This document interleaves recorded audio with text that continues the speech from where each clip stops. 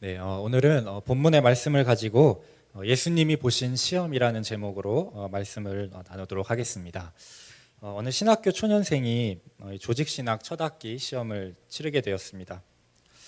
주관식 에세이 문제였는데 아무리 생각해도 답이 짐작이 가지 않았습니다. 기도해도 답이 생각이 나지 않았습니다. 공부를 안 했는데 기도한다고 답이 떠오를 리가 없겠죠. 그렇다고 백지를 낼 수는 없으니까 이 학생이 답안지에 이렇게 썼습니다. 하나님은 다 아십니다. 교수님이 채점을 하고 학생들에게 답안지를 돌려줬는데 채점지에 이렇게 쓰여 있었다고 합니다. 하나님은 100점, 너는 빵점.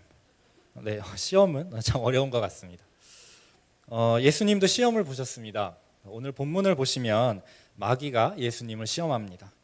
하지만 마귀의 시험은 하나님의 허락 속에 있는 것이었습니다.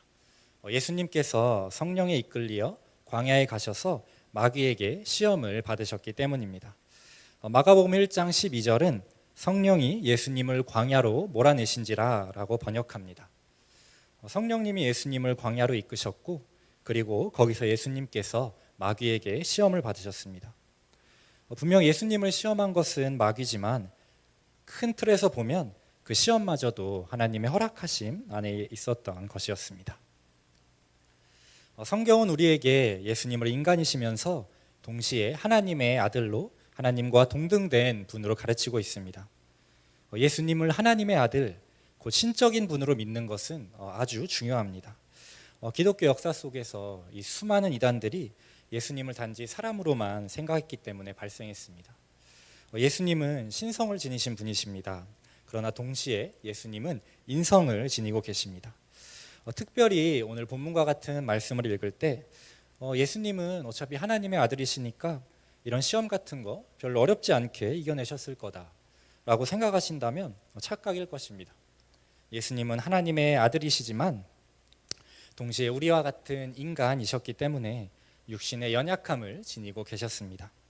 예수님께도 이 마귀의 시험이 결코 만만한 것은 아니었던 것입니다. 우리 역시도 마귀의 시험을 종종 받을 때가 있습니다. 마음에 시험이 들 때가 있습니다. 시험 들었다는 말, 어떻게 보면 이 기독교 전문 용어죠. 세상 사람들은 사용하는 말이 아닙니다. 나 요즘 시험 들었어 라고 말한다면 무언가 하나님과 나 사이에 걸림이 있는 문제가 생겼다는 것입니다. 신앙의 적신호가 켜졌을 때 우리는 상투적인 용어로 시험에 들었다라는 이야기를 사용하곤 합니다. 마음에 시험이 들면 예수님을 믿어도 평안이 사라지고 불안과 불평이 새어나올 수 있습니다. 작은 일에도 마음이 온통 어두워지고 부정적이 될 수가 있습니다. 예수님은 오늘 본문에서 이러한 영적인 시험을 안전하게 통과하십니다. 마귀의 시험을 이겨내신 예수님의 모습을 통해서 세 가지 교훈을 살펴보고자 합니다. 첫 번째로 살펴볼 것은 우리의 육신이 아니라 말씀대로 살아야 한다는 것입니다. 예수님께서 40일을 금식하신 후에 마귀가 예수님께로 왔습니다. 그리고는 예수님을 이렇게 유혹합니다. 당신이 하나님의 아들이라면 이 돌들로 떡덩이가 되게 해서 먹어보시오. 40일을 금식하셨으니까 예수님께서 얼마나 배가 고프셨겠습니까? 그런데 마귀는 그 배고픔을 이용해서 예수님을 시험하고 있는 것입니다. 과거에 온라인에서 화제가 되었던 한 초등학생의 시입니다. 제목이 급식소인데요. 내용이 이렇습니다. 급식소 아주머니께서는 항상 많이 먹으라고 하신다. 많이 줘야 많이 먹지. 네, 급식소에서 많이 먹고 싶은데 배식해 주시는 아주머니가 말로는 많이 먹어라 이러시면서 실제로 퍼주시는 게 많지 않았던 모양입니다. 배식하는 양에 대해서 그닥 만족하지 못하는 이 아이의 심정을 엿볼 수가 있습니다. 사람에게는 누구나 욕구가 있습니다. 그리고 배고픔은 본능입니다. 배고프게 되면 일단 먹고 싶어집니다. 일단 배를 채워야 다른 생각을 할 수 있는 게 사람입니다. 육신의 지배를 받기 때문에 사람은 배고프면 우선 그 배고픔의 욕구부터 해결하고자 합니다. 그런데 마귀가 지금 그 본능을 가지고 예수님을 유혹하는 것입니다. 이 마귀는 호락호락한 존재가 아닙니다. 영적인 존재이기 때문에 우리의 본능이 무엇인지 너무나 잘 알고 있고 또 나의 연약한 점이 무엇인지도 알고 있습니다. 사람마다 약한 부분이 다를 수 있죠. 그런데 마귀는 바로 그 가장 약한 부분을 걸고 들어옵니다. 사람의 약점, 바로 그 부분을 정확하게 노리고 공격하는 것입니다. 그래서 마귀에게 당하지 않으려면 우리는 영적으로 근신하고 또 깨어있을 필요가 있는 것입니다. 마귀는 굶주리신 예수님께 먹을 것으로 유혹을 했습니다. 이 돌들로 떡덩이가 되게 하라. 이러한 마귀의 유혹에 예수님께서 어떻게 대응하셨습니까? 그 대응이 4절에 있습니다. 우리 4절 말씀 함께 읽어보겠습니다. 예수께서 대답하여 이르시되 기록되었으되 사람이 떡으로만 살 것이 아니요 하나님의 입으로부터 나오는 모든 말씀으로 살 것이라 하셨느니라 하니. 예수님이 선포하십니다. 사람은 떡으로만 사는 것이 아니요 하나님의 말씀으로 사는 것이다. 먹을 것, 물론 중요합니다. 예수님이 그걸 모르시는 분이 아니시죠. 하지만 사람인 우리에게 심지어 그렇게 중요한 먹는 것보다도 더 본질적인 것이 있는데 그것이 바로 하나님의 말씀이라는 것입니다. 사람은 하나님의 말씀으로 삽니다.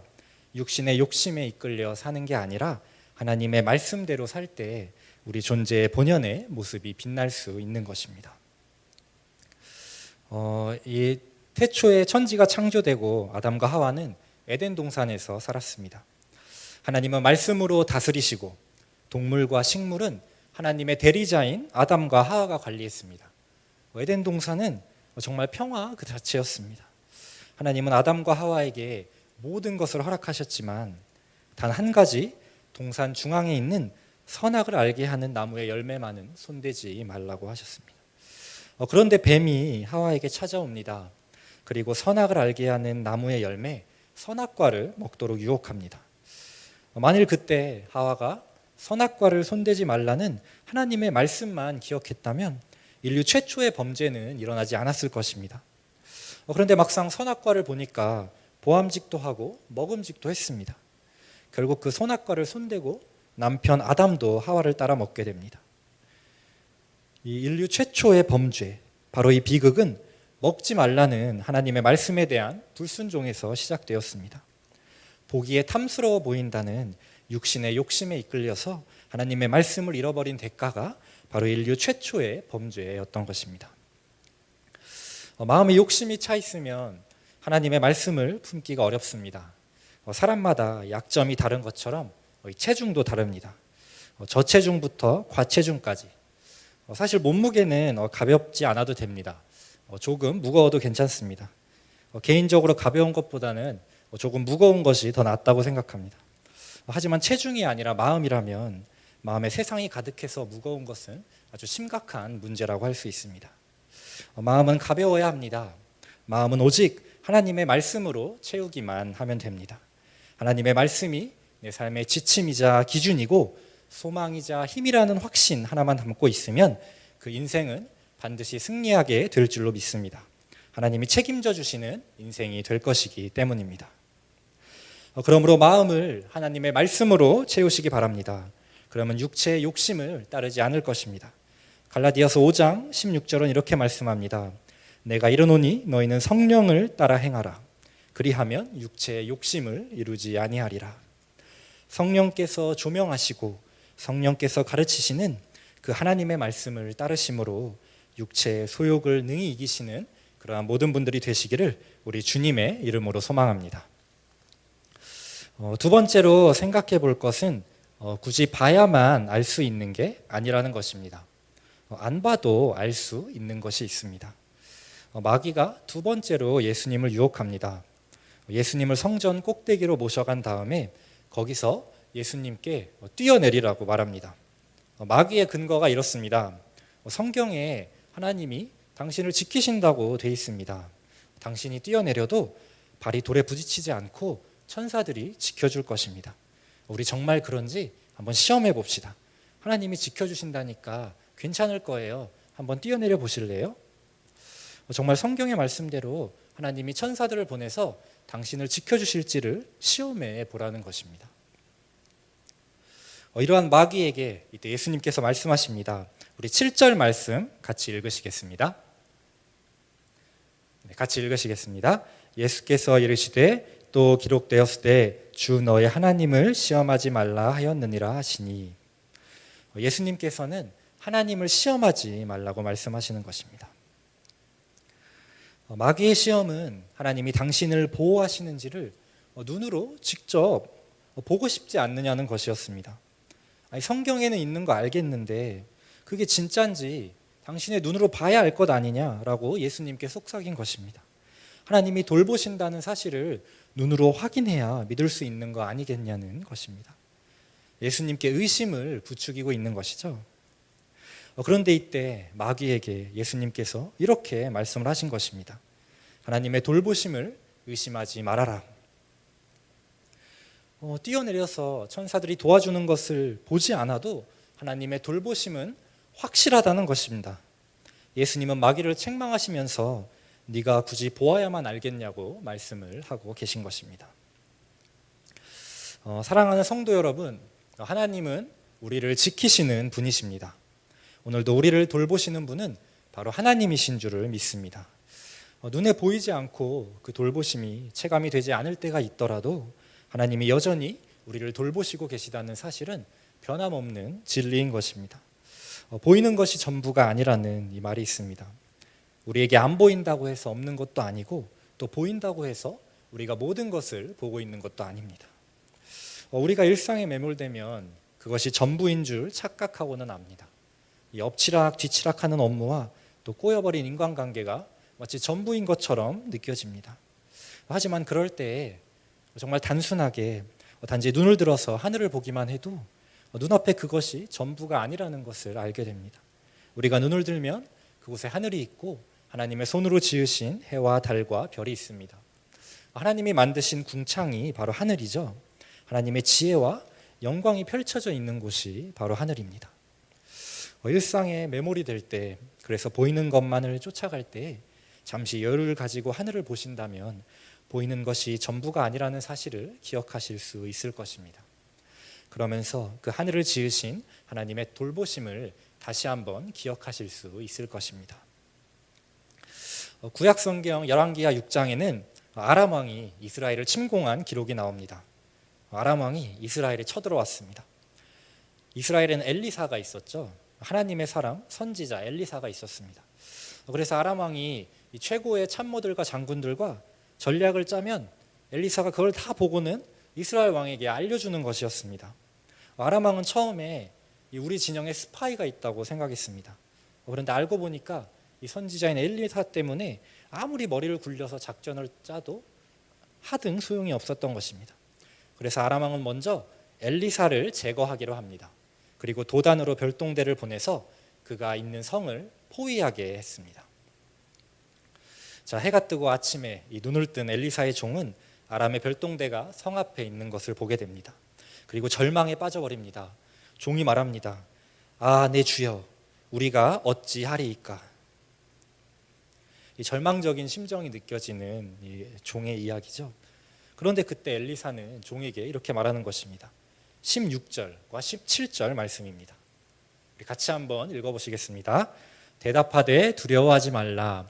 우리와 함께한 자가 그들과 함께한 자보다 많으니라 하고, 기도하여 이르되 여호와여 원하건대 그의 눈을 열어서 보게 하옵소서 하니, 여호와께서 그 청년의 눈을 여심해 그가 보니 불말과 불경거가 산에 가득하여 엘리사를 둘렀더라. 종의 눈에는 보이지 않았지만 아람의 별동대와 비교조차 할 수 없는 강력한 하늘의 불말과 불병거가, 그리고 하늘의 천사들이 이미 엘리사의 주변을 가득해서 메우고 있었던 것입니다. 엘리사의 종은 처음에 주위에 있는 하나님의 천사들을 보지 못했습니다. 그래서 두려웠습니다. 종이 보지 못했으니까 그곳에는 정말 아무도 없었던 것입니까? 그렇지 않습니다. 천사들은 종이 깨닫기 전에도 계속해서 그곳을 지키고 있었습니다. 다만 종이 보지 못했을 뿐인 거죠. 종이 보지 못했다고 해서 천사들이 없었던 것이 아니라는 것입니다. 그 순간에도, 그 절망의 순간에도 동일하게 하나님의 보호하심은 그들과 함께하고 계셨던 것입니다. 사랑하는 성도 여러분, 하나님께서는 우리의 아버지가 되십니다. 아버지는 자녀를 버리지 않죠. 믿음이 흔들리고 또 혼자인 것만 같고 하나님이 나를 상관하지 않으시는 것처럼 느껴질 때가 있다 해도 그러한 의심에 붙들리지 않으시기를 바랍니다. 눈에 보이지 않아도 하나님은 함께 하시며 또 우리를 돌봐주시는 분이시기 때문입니다. 마귀는 우리에게 하나님을 시험하게 만들려 합니다.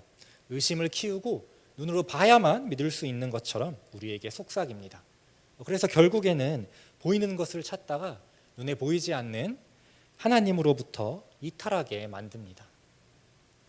그러나 보이지 않아도 우리는 하나님의 함께 하심을 확신할 수 있습니다. 하나님께서 예수 그리스도를 통하여 성령 안에서 우리와 함께 하시겠다고 분명히 약속하셨기 때문입니다. 하나님의 말씀이 굳건하기에 우리는 흔들리지 않을 수 있습니다. 바라기는 그러한 믿음 안에서 하나님의 돌보심을 더욱더 신뢰하시는 그러한 모든 분들 되시기를 우리 주님의 이름으로 소망합니다.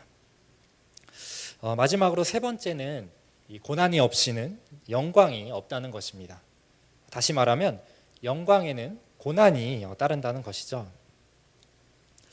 두 차례 시험에서 예수님이 아무렇지 않으시니까 마귀가 마지막으로 결정적인 카드를 꺼내듭니다. 마귀는 예수님을 높은 산으로 모셔갔습니다. 그리고 거기에서 천하 만국을 보여주면서 예수님께 말했습니다. 당신이 내게 엎드려 절하면 이 모든 것을 당신에게 내가 줄 것입니다.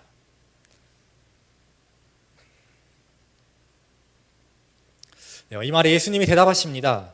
10절 말씀입니다. 예수께서 말씀하시되 사탄아 물러가라 기록되었을 때 주 너의 하나님께 경배하고 다만 그를 섬기라 하였느니라. 예수님은 단호하게 하나님만을 경배하고 섬겨야 한다고 말씀하고 계시는 것입니다. 예수님께서 이 땅에 오실 때 주님은 장차 온 세상의 왕이 되시고 또 세상의 만물이 그분 앞에 무릎을 꿇도록 예정되어 있었습니다. 그렇게 하나님께서 정해 놓으셨죠. 그런데 예수님께서 이렇게 만왕의 왕이 되시는 것은 십자가의 고난을 통과하신 후에 이루어질 일이었습니다. 만왕의 왕 그리스도가 되시는 것은 인류의 모든 죄를 지시고 고난의 길을 통과하신 후에 예정되어 있었던 일이었습니다. 자, 그렇게 고난 후에 영광이 예정되어 있는데 지금 마귀는 그런 고난의 길을 가지 않아도 내게 절을 한 번만 하면 당장 세상의 모든 권세를 주겠다고 유혹하고 있는 것입니다. 어려운 길 가지 말고 당장 영광의 단물을 누리라는 유혹을 지금 하고 있는 것이죠. 그런데 이런 마귀의 유혹에 예수님은 아주 단호하게 거절의 의사를 보이십니다. 그리고 우리가 아는 것처럼 아주 묵묵하게 십자가의 길을 걸어가십니다. 그리고 우리 주님께서 이 순간의 영광을 거절하고 고난의 길을 걸으셨기에 그분이 그리스도로 선포되시고 우리는 죄로부터 구원받고 또 하나님의 자녀가 될 수 있었던 것입니다. 사실 예수님의 생애를 살펴보면 이처럼 쉽게 영광을 누리라는 유혹을 계속해서 받아오셨던 것을 알 수 있습니다. 마귀에게뿐만 아니라 사람들에게도 그러한 유혹을 지속적으로 받으셨습니다. 예수님 당시 이스라엘에는 여러 그룹들이 있었습니다. 바리새파나 사두개파나 에세네파 등이 있었는데 이외에 열심당이라는 그룹도 있었습니다. 이 열심당은 당시 로마의 압제로부터 무력을 통해 벗어나기를 원했던 사람들이었습니다. 예수님의 제자 가운데 이 시몬도 바로 열심당에 속해 있던 사람이었죠. 아주 급진적으로 독립을 추구했던 이 사람들의 모임이었습니다. 그런데 이제 예수님이 사역을 시작하시면서 여러 가지 기적들을 행하시고 또 하나님의 권능을 보이시니까 이 사람들이 예수님께서 바로 이 열심당처럼 행동해 주시기를 원했습니다. 예수님께서 무력을 통해서 그들에게 어서 빨리 해방을 주시기를 원했습니다. 그래서 요한복음 6장은 백성들이 오병이어 사건 후에 예수님을 임금으로 세우려 했다고 기록합니다. 예수님이 왕이 되시면 저분이 저분의 능력을 통해서 저 로마의 원수를 물리쳐 주실 거야 라는 기대를 그들 마음 가득히 하고 있었던 것입니다. 하지만 그러한 기대 앞에서 예수님 어떻게 하셨습니까? 성경은 주님께서 그러한 백성들을 두고 다른 곳으로 물러가셨다고 말씀합니다. 그들을 떠나셨습니다. 그리고 계속해서 묵묵하게 십자가의 길을 걸으셨습니다. 예수님이 능력이 없으셔서 이들의 기대를 저버리셨던 것일까요? 그렇지 않습니다. 주님께서는 고난이 없이는 진정한 영광이 없다는 것을 아셨기 때문에 그 고난의 길을 통과하셨던 것입니다. 고난이 없는 영광은 없습니다. 마귀는 고난을 빼고 영광만을 취하라고 유혹했습니다. 그러나 예수님은 고난을 피하지 않으셨습니다. 그분은 고난 후에 있을 하나님이 예비하신 진정한 영광을 바라보셨습니다. 그리고 그 고난의 길을 기꺼이 걸어가셨습니다. 그리스도인에게 고난이라는 것은 너무나도 당연한 거라고 우리가 이야기를 합니다. 그런데 이러한 고난이 우리에게 그렇게 힘겹게 느껴지는 이유가 무엇이라고 생각하십니까? 이 고난이라는 것은 육체의 욕심과 반대되는 것이기 때문입니다.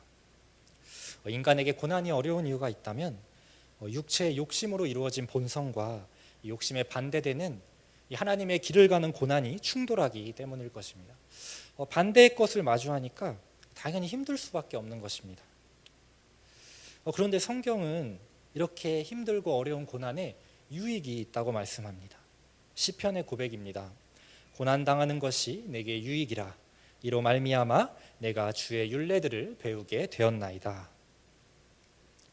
고난을 통해서 주의 율례를 배우게 된다는 것입니다. 이것이 무슨 뜻일까요? 고난이 오면 인간의 영은 영이신 하나님을 닮아가게 됩니다. 이 하나님의 길을 걸음으로 말미암아 있는 고난이 우리 안에서 육체의 욕심을 밀어내기 때문에 자연스럽게 영이신 하나님과 우리는 더욱더 가까워지게 되는 것입니다. 이렇게 하나님께로 이끄는 역할이 있기 때문에 성경은 우리에게 고난이 유익이 될 수 있다라고 말씀한 것입니다. 말씀을 정리하려 합니다. 사랑하는 성도 여러분, 천국에 가기 전까지 이 땅에 있는 동안 고난은 늘 닥쳐올 것입니다. 하나님의 일을 하면서 의로운 일을 하면서 겪게 되는 고난이 있고 또 하나님께서 우리를 훈련시키시기 위해 주시는 고난도 있습니다. 그런 고난들이 좋을 수야 없습니다. 하지만 그럴 때 이 고난 뒤에 영광이 있음을 기억하실 수 있기를 소망합니다. 예수님께서는 마귀의 유혹을 물리치시고 고난의 길을 가셨습니다. 그리고 하나님께서는 십자가의 길을 가셨던 예수님을 다시 살리시고 하나님의 아들로 선포되게 하셨습니다. 우리에게 고난 없는 영광은 없습니다. 그것이 성경이 말씀하는 하늘의 상급을 없는 법칙인 것입니다. 그러므로 이 시간 바라기는 우리가 예수님의 본을 따를 수 있기를 소망합니다. 예수님의 모습을 보면서 하나님의 말씀을 붙잡고 그분의 돌보심을 확신할 수 있기를 소망합니다. 그리고 다가올 영광을 위해서 잠깐의 고난을 능히 견디시며 하나님의 길을 묵묵히 걸어갈 수 있기를 소망합니다. 그러한 모든 분들이 되시기를 이 시간 우리 주님의 이름으로 소망합니다. 같이 기도하시겠습니다.